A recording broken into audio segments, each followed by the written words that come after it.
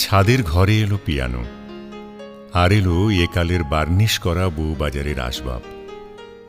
বুকের ছাতি উঠল ফুলে, গরিবের চোখে দেখা দিল হাল আমলের সস্তা আমিরি। এইবার ছুটল আমার গানের ফোয়ারা।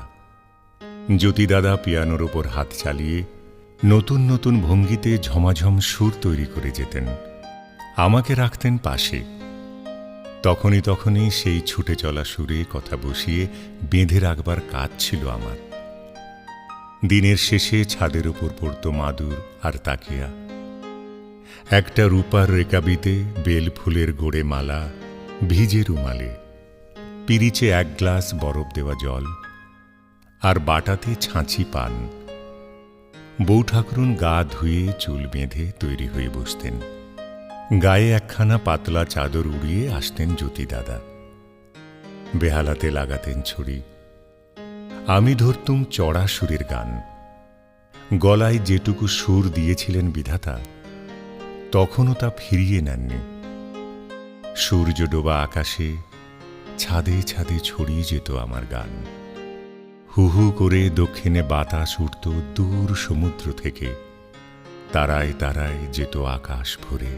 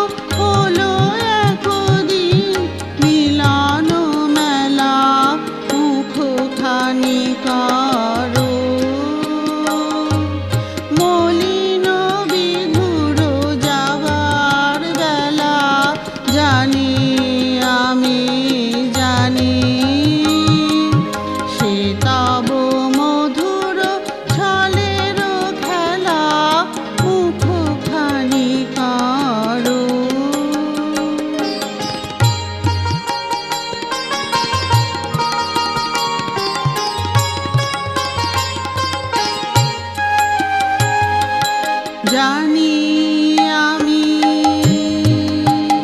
যবে আখি জল ভরে রসের স্নানে মিলনের বীজ অঙ্কুর ধরে নবীন প্রাণের রসের স্নানে জানি